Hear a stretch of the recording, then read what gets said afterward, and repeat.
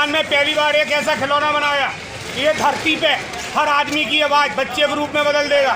कुछ भी बोलिए, XYZ बोलिए, पापा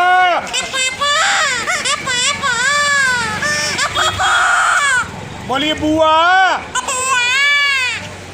कुछ भी बोल सकते हैं। बोलिए ताऊ, चाचा, बोलो पप्पू पास हो गया,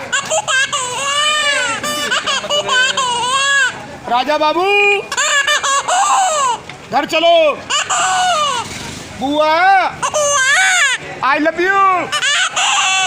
कुछ भी बोलेंगे, जो भी बोलेंगे आपकी आवाज़ बच्चे के रूप में आएगी।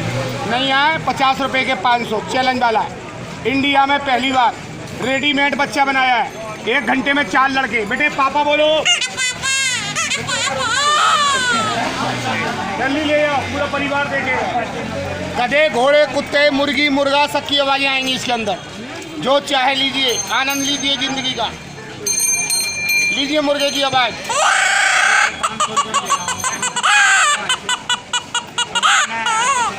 ठीक है, बहुत बढ़िया, बहुत बढ़िया, एकदम नई चीज़ है इनके पास। बहुत बढ़िया आइटम, बहुत बढ़िया चीज़।